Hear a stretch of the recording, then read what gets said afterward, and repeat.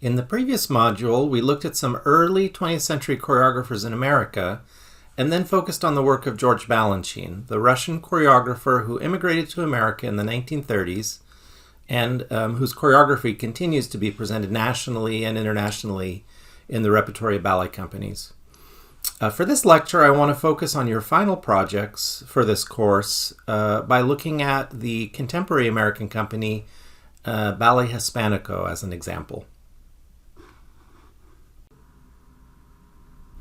Your chapter in Susan Au's book for this module has a lot of information on 20th century choreography and companies, both in America and in Europe. In America, just like in many parts of the world, the establishment of ballet companies is and was often seen as a sign of cultural achievement by the communities that established them.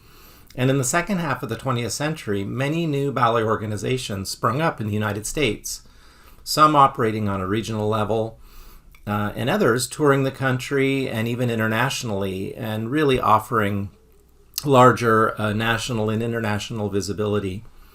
There are really too many companies in the US to talk about in a single lecture. I've put some photos up of a few companies on this slide.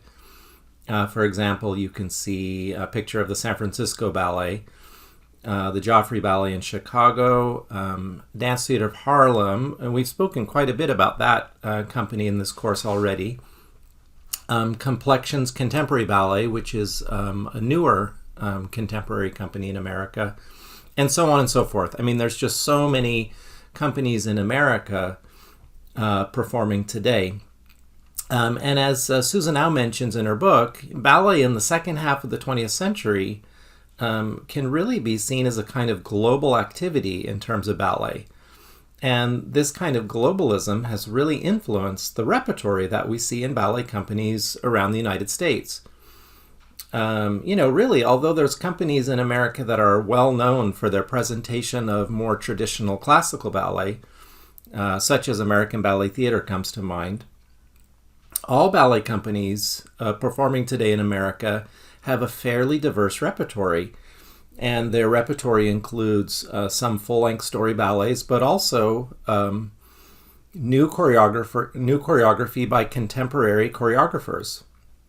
So this sort of increasing global exchange of ideas resulted in a much more varied repertory than one might expect from a ballet company. And today's contemporary choreography can include a variety of influences, from ballet and modern dance to jazz, hip-hop, African diasporic forms, flamenco dance, and just so on and so forth. And, the sky's kind of the limit in what can be combined in choreography. And in fact, even though some new work is still called contemporary ballet, there's times where there's hardly any similarities with the classical styles that we've looked at in this course in previous centuries. And sometimes ballet technique itself is so deconstructed in contemporary choreography that, in comparison to the work of choreographers like Balanchine, he seems extremely classical in comparison to some of the new work today, even though when we looked at Balanchine in comparison to classical ballets, his work was quite modern looking. So today I'd like to talk about Ballet Hispanico, a contemporary ballet company that resides in New York, as an example of a contemporary dance company that integrates ballet training and ballet aesthetics into a unique style that combines ballet, modern dance, Latinx cultural dances, and various influences. Before I do, I want to say a few words about the notion of ethnic dance as it's presented in your book's chapter for this module. Susan Au references both Dance Theater of Harlem and Ballet Hispanico in your chapter as, quote, ethnically oriented companies. And I think statements like this indicate strong implicit biases in how we view dance and ballet history. In stating that a company or a particular work is ethnic focused, is a kind of othering term that categorizes certain cultural representations in dance as separate, or even suggests that they're lower than ballet. and in doing so kind of holds up ballet as a higher form of dance, whether intended or not. And as we've seen throughout this course, ballet as a language of movement has been constantly changing from generation to generation, absorbing new ideas, both cultural and social. The ballet of the Renaissance does not resemble the ballet of the Baroque period, or works of Novaire during the European Enlightenment look nothing like ballet during the Romantic period, and those look nothing like the modern ballets of the Ballet Russe and so on. So it's really quite natural that choreography continues to change and evolve in the 20th and 21st centuries through various global influences, and contemporary companies such as Ballet Hispanico are really interesting to look at in terms of the influences of modern dance and cultural representations from the Latinx community and how those are fused with ballet. So I need to push back a little bit on this notion of ethnically oriented. I mean, after all, aren't influences that came from European choreographers also ethnic in origin? And as we saw in our last lecture on Balanchine, he incorporated everything from his background in Georgian folk dance to the popular culture that he saw going on around him in America. Yet somehow we refer to Balanchine as a promoter of the Western canon of classical dance and not in terms of being ethnically oriented. So anyway, some food for thought there. But let me introduce you to Ballet Hispanico as a really interesting contemporary company in America. And once we've talked about the company, I'll use a blog I created on this company as a springboard to help you get started on your final projects.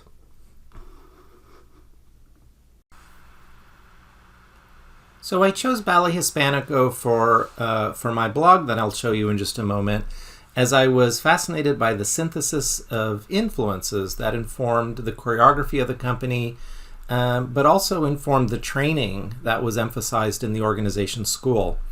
I'll show you the blog in just a moment, but first I just want to give you an overview of the company. So Ballet Hispanico was founded by a woman named Tina Ramirez in 1970, and she directed the company until 2009. The company itself has been a cultural leader in America for 50 years, and it prides itself on being one of the largest Latinx cultural organizations in the United States. Miss Ramirez herself, she was born in Venezuela. She was the daughter of a Mexican bullfighter and grandniece to a Puerto Rican educator, and as a performer, she appeared with dance companies internationally as well as in Broadway musicals in New York. I was drawn to the goal of the organization as a cultural sanctuary for Latinx youth and their families, and as a space for Black and brown dance and dancers to thrive. The company's goals are also realized through the organization's work in outreach and community engagement, and they offer many interactive, fun-filled events for audiences and the public in general. So, it's kind of like the whole package as an arts organization. Beautiful performances, a school that feeds into the mission of the company, and also really strong community programs and engagement going on. In 2009, Eduardo Villaro became its artistic director, and he further developed the contemporary repertory of the company as well as its school. And in the past 2 decades, Ballet Hispanico has grown into a national touring company. In fact, in 2020, it was named as one of America's cultural treasures. In terms of the school, it has several pathways for study, including training for students interested in professional careers or just offering classes for those who want to explore dance a bit further. Ballet Hispanico's pre-professional track is called La Academia, and seeks to train eclectic, versatile dancers who stand out in a competitive field of dance for their mastery of the classical ballet tradition, contemporary techniques, Spanish dance, and various performance skills. And the school offers additional coursework in Afro-Cuban dance, modern dance practices by Graham, Dunham, and Limon, as well as classes in flamenco. So I found this fusion of techniques and genres in the organization's training and repertory to be really interesting. which is why I thought this company would be a good one to highlight in terms of American contemporary ballet and dance. The Ballet Hispanico repertory currently includes around 80 choreographic works that underscore the company's dynamic contemporary range and which infuse Latin and Spanish movements into choreography that has a foundation in ballet and modern dance. So to give you an example, I'd like to just play one video for you. You can see the link below on the slide, which kind of gives an overview of the company and shows a little bit more in terms of the style. The blog I'm going to show you has many more links and videos, which I hope you can explore to learn more about the company, but also while you're thinking about your own final projects.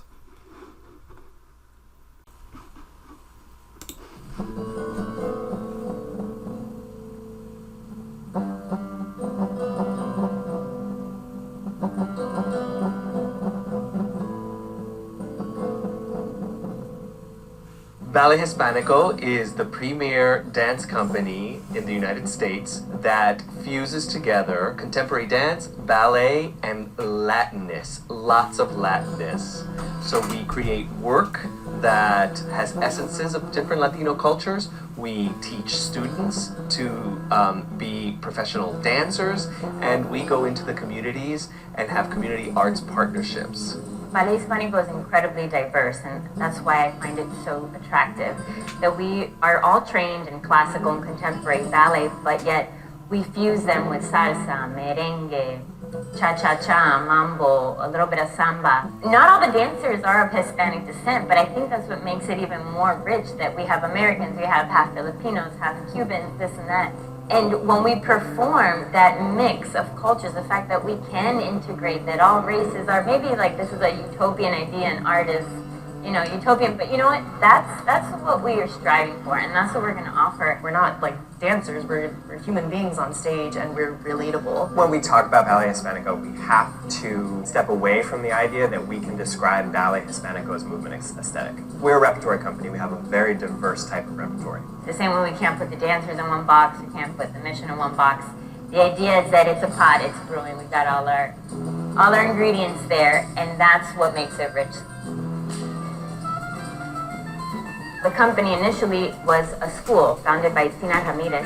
She nurtured this group of girls that danced flamenco, that were trained in flamenco dance, and they became so talented that she wanted to give them an opportunity to express their creativity and their talent. And thus today, now it's evolved even more with Eduardo Vilaro. He's taken the reins and he's infused more of that idea of contemporary and modern dance, still maintaining true to our roots. I was a dancer with Ballet Hispanico back in the day. I have seen Ballet Hispanico go through different iterations. Culture is not static, and culture, especially immigrant culture, fuses with the American culture, and then it adds to the fabric of our nation.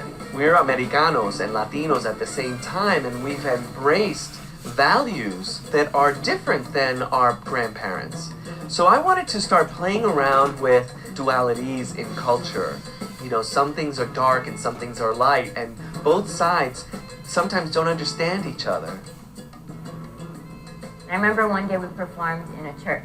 It was super cold, and they had a little stage set for us, and tons of people just like jam-packed in, but we could sense the eagerness of the audience. And I'll never forget that after that performance, I'm gonna get emotional, there was a lady crying. And she said, I had never seen dance like this before. You don't understand what you have to offer or how it's molding or shaping someone until you have an experience like that. What did everybody else take from this? And that is the reward for me. That's what makes me feel good. We were just performing at all of these different schools. We were having question and answers. We would bring them up on stage and we would interact with them, and it really showed me that Ballet Hispanico is not just a dance company, but it's an organization with a mission, and everybody is involved. When you think about it and look at the choreography, there is a thread, and the thread is each choreographer's passion for their culture. You're going to find yourself in there. Whether it is a celebration or whether it is a passionate love duet, or whether it is something that's a little bit beyond and that doesn't look like your average Latino dance. It's the total modality. It takes language, there's gesture, there's movement, it's who we are. It is a blank, vulnerable canvas.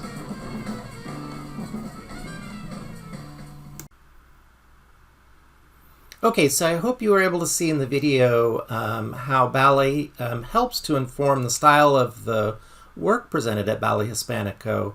You know, even though the repertory is not necessarily a traditional sort of classical ballet work, you can see how beautifully trained the dancers are and how all of the influences in the work come together into this sort of new choreographic voice.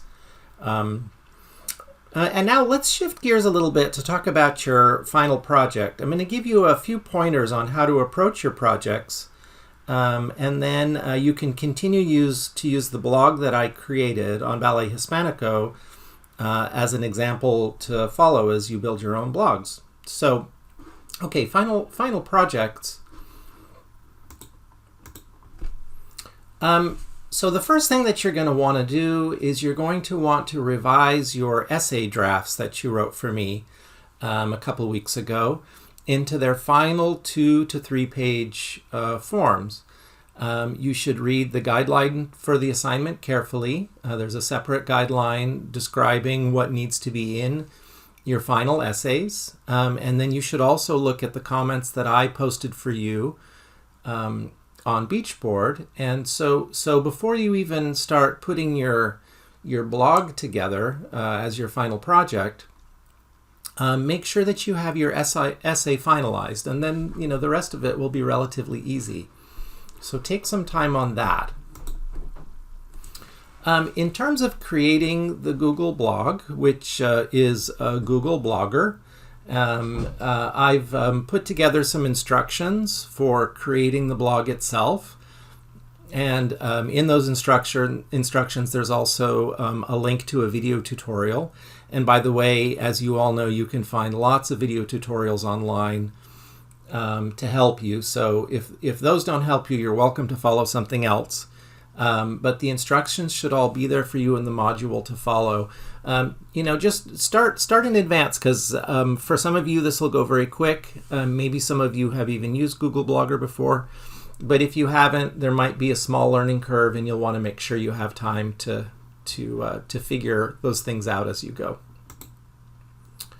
So I don't want to give you the instructions here on how to create the blog, because you have those separately. But as you're reading them and as you're thinking about them, ultimately your blog is just going to need one post, and you're going to put all of your content in there. And I mention this now because you'll have lots of options as you're designing your blog page. And if you want to get very complex in how you're putting all of your content out there, you're welcome to do so. But my strong suggestion is that you take a really simple approach for this final project. And you just make one post that goes into your blog, and that has all of your content in it. And I've described that as well in the instructions. I just wanted to emphasize it here.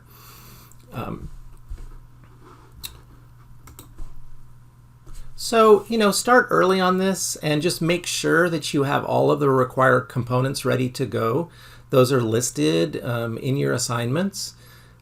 For your final project, right? That's going to include not only your finalized essay of 2 to 3 pages, but also photos that go with that, videos, and then links to the sources that you're using. Those will all go into that one blog post.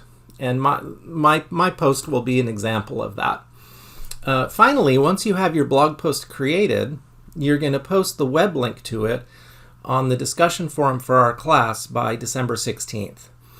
And, the idea for this is that you're all sharing out. I mean, all of you have great ideas in terms of what your final projects are. Some of you are looking at individual artists. Some of you are looking at organizations. Some of the people you're looking at are historical. I mean, they're not around anymore. Some are current artists. And so by sharing this in the discussion forum, you have an opportunity to see all of the various projects that your classmates are working on. And so you'll not only share your blog, but you'll also respond to at least two other blogs. You know, it's kind of like walking around the room and looking at poster projects. And that'll be a part of your assignment as well, is to respond to at least two other posts. So, and then here is the link to the Ballet Hispanico blog that I created, and I'm going to show that to you now.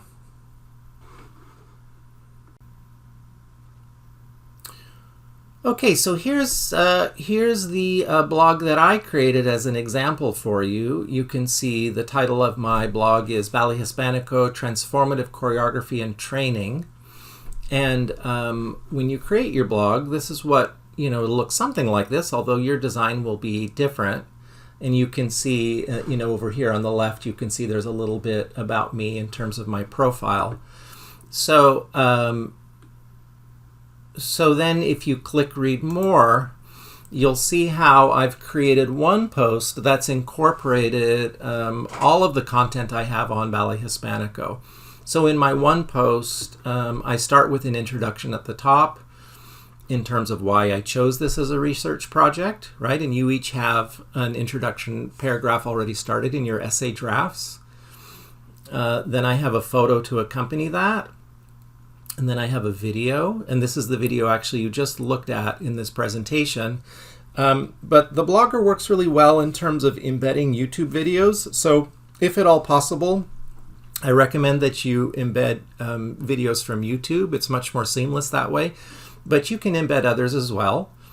And then you can see in my post, I have a brief history of the company, and then, you know, a little bit more updated history with a photo of the current artistic director. I've posted some interesting articles and reviews on the company, and these are sources that I've drawn from. So in terms of the sources that you're including, they can be put in your blog at the bottom of a page or a paragraph, or they can be embedded in the narrative if you're quoting them. They'll be easy to find, so just however you want to include them, but you'll need your sources in there somehow. I have another photo, I have another video, and then I have a section on the school, and you can see the photo down below. And then there's a video that goes with the school section. There's a school recital video. And then the final section is more about the repertory, and finishing with another photo at the bottom. And that's it. And so, you know, this blog post, you can see it's all one post. And I think this is probably around 1,000 words. And so I think your minimum word count is somewhere around like 900. So this is about the approximate length that your blogs will be.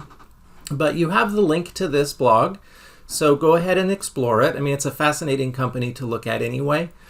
And then just kind of dig in, you know, look at the instructions, watch the tutorial video, and get going, and I'm sure you'll be able to put it together in no time.